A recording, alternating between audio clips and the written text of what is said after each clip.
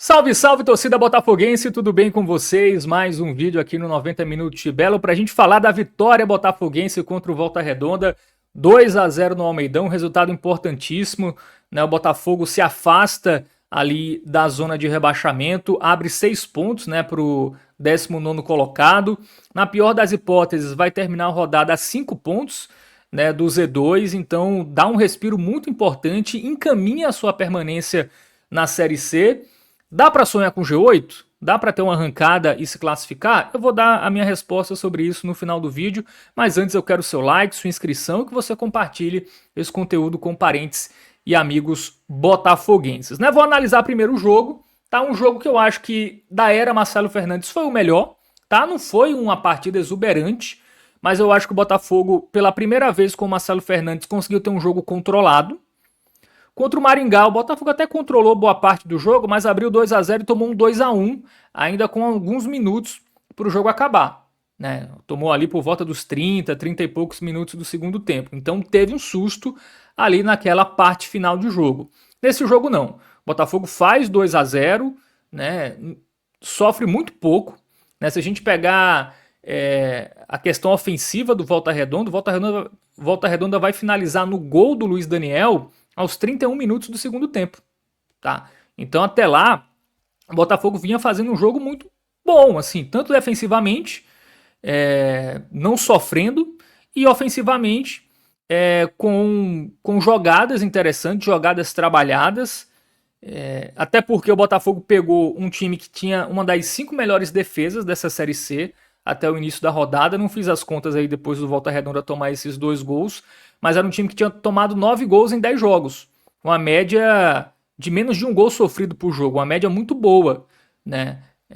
Para essa Série C. Mas por outro lado, é um time que tem um ataque muito fraco, né? O Volta Redonda tem o segundo pior ataque da Série C. São 7 gols agora em 11 jogos.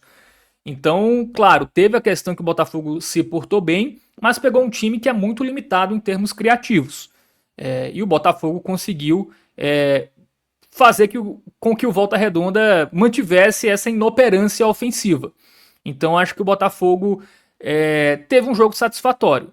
Pegou um time que tem um ataque que não é bom, não vamos tomar gol desse time e vamos sofrer pouco. O Botafogo sofreu pouco. É um time que tem uma boa defesa, é um time que provavelmente exigiria um pouco mais do Botafogo ali na hora do ataque, né, das jogadas ofensivas. Eu acho que o Botafogo conseguiu entregar algo interessante ofensivamente, né? Hoje com 2 pontas leves e rápidos, né? O Atamoto de um lado e o Caiun do outro, já que o Rodolfo não estava à disposição para esse jogo. E aí o Dourado como referência, o Nenê ali, né, como o meio articulador, e de resto do time, aquele time que a gente já conhecia. O Eric também não estava à disposição hoje, né? Estava machucado. Entrou o Diogo Matheus, que na minha visão, mesmo que o Eric tivesse à disposição, deveria já ganhar essa posição, porque eu gostei muito dele no segundo tempo contra o Ipiranga e gostei muito dele nesse jogo também. Foi um jogador que teve associações ali com o Caion, é um jogador que cruzou bola, né? Teve uma cabeçada, né, do Henrique Dourado, que é um cruzamento do Diogo Matheus, então foi um jogador que agregou muito ofensivamente, né? Foi um lateral que conseguiu contribuir. Então acho que é um jogador que ganhou a posição. O Diogo Matheus, para mim, ganhou a posição do Eric depois desses 2 jogos. Hoje o PK ficou ali mais defensivo, né? Ele até deu um vacilo, né, ali no primeiro tempo, perdeu uma bola e tal, mas o Botafogo conseguiu se recuperar ali antes do Volta Redonda conseguir finalizar ou criar alguma chance de perigo. Então acho que é até melhor mesmo, né? Quando o PK fica ali com mais responsabilidades defensivas, me parece que ele fica um pouco mais atento, né? Porque se você deixar o PK subir muito, às vezes, cara, ele não é tão rápido na recomposição e às vezes dorme, né? Em alguns momentos ali, quando o time não tem a bola. Então ele ficar um pouco mais preso e o Diogo Matheus mais solto, eu acho que também ajudou mais nesse balanço, né? Dos laterais. Então foi um time que se portou bem, tá?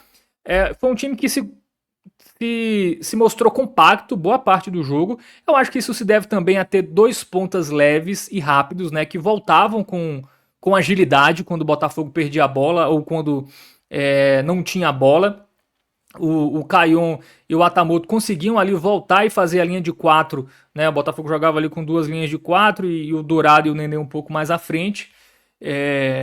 com menos responsabilidades, né, defensivas, até porque são jogadores mais veteranos.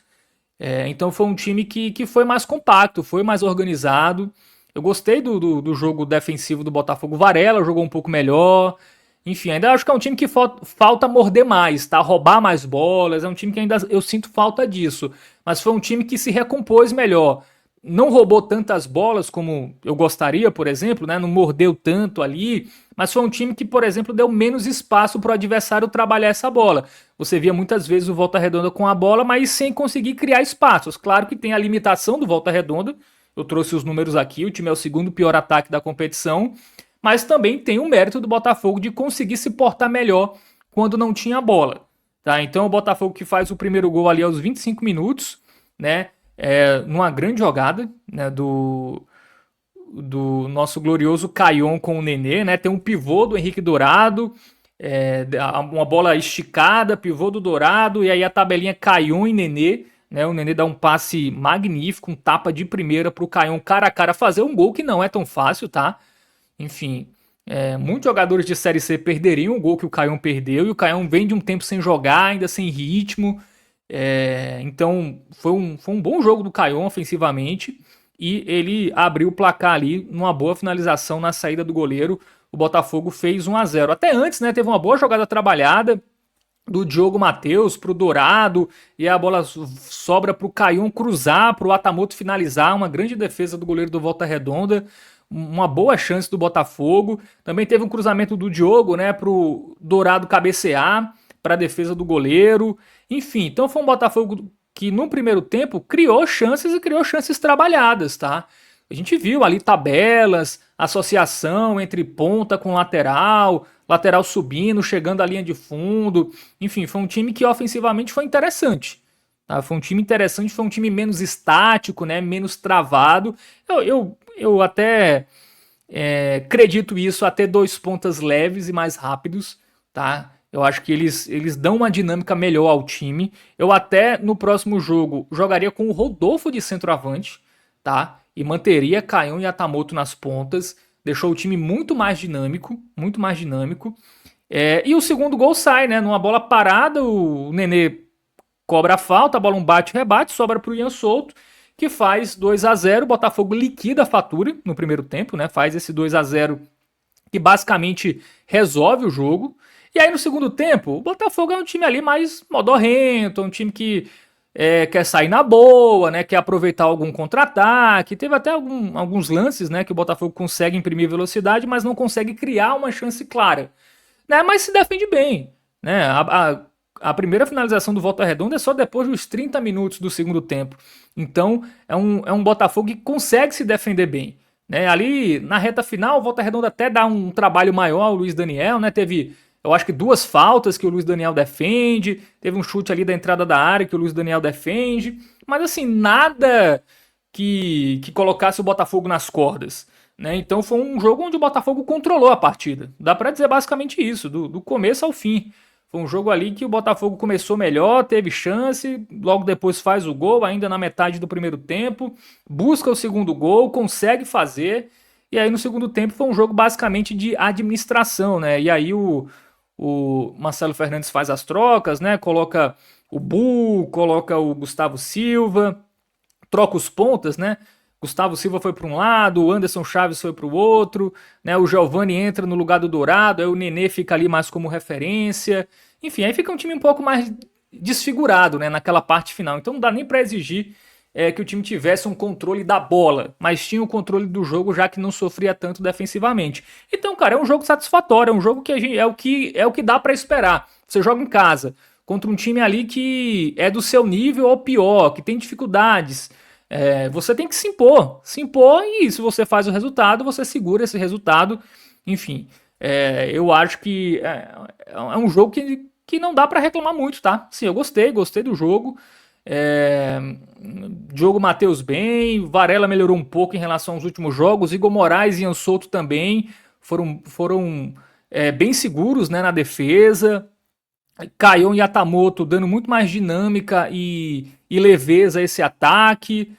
O Dourado perde gol ainda, mas é um cara ainda que luta e tudo mais. Enfim, Foi um cara que lutou quando deu, fez o pivô algumas vezes bem feito, tá? Isso a gente tem que elogiar, né? Ele fez essa função de pivô bem em muitos momentos, sobretudo no primeiro tempo. E o Nenê, esse jogador decisivo, né? Um jogador que faz muita diferença.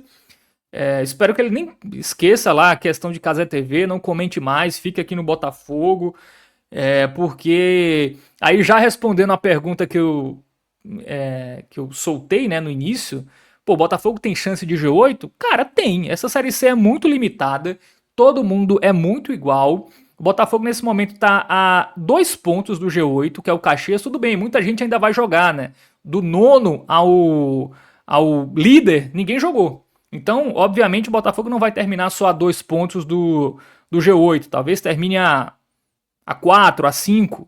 Mas assim, é uma Série C de times muito iguais. E se o Botafogo mantiver o Nenê, né? Se o Nenê. A informação que se tinha é que ele iria para os Estados Unidos comentar a fase final da Copa. Enfim, não sei em que pé tá isso. Eu vi que o Nenê só comentou um jogo até agora na Cazé.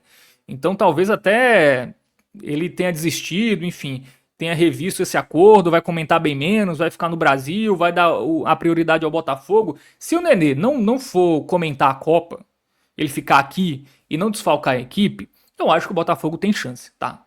Eu acho que o Botafogo tem chance de G8, a tabela é muito boa, a tabela ajuda, vai pegar, deixa eu ver aqui os confrontos, o Brusque em casa, que é um time que é o vice-líder, mas enfim, é um jogo no Almeidão, que dá pro Botafogo, vamos lá, beliscar um empate, aí depois pega o Anápolis fora. Não é fácil ganhar do Anápolis fora, mas é um time que é só o 18º, saiu agora da zona de rebaixamento. Então dá pro Botafogo conquistar um bom resultado lá. E depois pega o Confiança, né? Pega o Confiança em casa. O Confiança hoje está na zona de rebaixamento. Então é uma tabela, esses 3 jogos, que dá pro Botafogo, na pior das hipóteses, fazer 3 pontos e basicamente selar sua permanência. E se conseguir fazer 6 ou 7 pontos, eu acho que dá para brigar pro G8. Botafogo fazendo 6 ou 7 pontos nessa sequência, Botafogo vai ainda ter 5 jogos a disputar e vai estar ali, 3 pontos do G8, mais ou menos isso, talvez 4, enfim. Então vai estar vivo.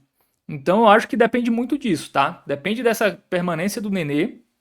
Se ele ficar aqui realmente não for comentar a Copa, eu acho que dá pro Botafogo crescer, né? Caion não se machucar, Tamoto não se machucar, né? São jogadores que deram mais opções ao ataque da equipe, enfim.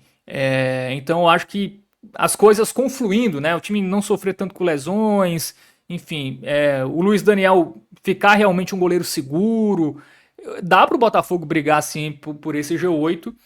E eu acho que essa sequência de 3 jogos vai dizer muito. Se o Botafogo vai brigar ou não por essa classificação, 2 jogos em casa, um jogo fora contra um time da parte de baixo, dá pro Botafogo fazer uma boa pontuação nessa sequência e aí sim responder essa pergunta. Vai brigar pelo G8 ou não? Mas depois de hoje eu acho que dá para voltar a sonhar. Não muito pelo Botafogo, tá? O Botafogo ainda é um time que tem problemas, mas todo mundo tem problema nessa Série C.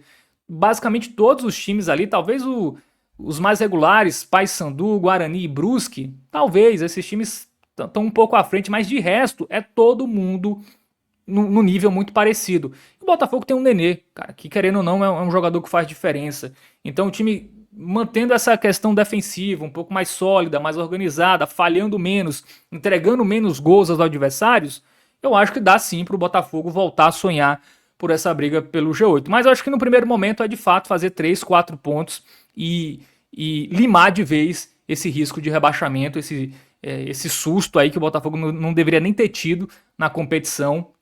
E aí, conseguindo isso e vendo ali a distância para o G8, sonhar de fato, né? Brigar de fato por uma classificação e aí, se conseguir, é outro campeonato, aí a conversa muda e aí dá para sonhar também. Repito, tá? É uma Série C muito nivelada e é uma pena o Botafogo ter perdido tantos pontos, porque o Botafogo poderia estar ali numa situação mais confortável, poderia estar numa situação bem melhor na competição, mas essa sequência, né, de 2 vitórias, um empate, o time vem evoluindo, ainda apresenta problemas, mas hoje eu gostei do time, repito, foi um time que conseguiu controlar mais, o Marcelo Fernandes está evoluindo o seu trabalho, depois de começar muito mal naqueles 4 primeiros jogos, e o time tá melhorando também fisicamente, enfim, vai conseguindo dar algumas respostas interessantes. Vamos ver se vai ser o suficiente para lutar ali por um G8, mas claramente me parece o suficiente para não cair, né? Eu acho que esse risco hoje é muito mínimo. O Botafogo deve fazer ali 3, 4 pontos e se livrar desse maldito risco, desse maldito fantasma do rebaixamento. É isso, valeu galera, tamo junto, até a próxima, deixa o like, se inscreve no canal, ativa o sininho e é nóis, tamo junto.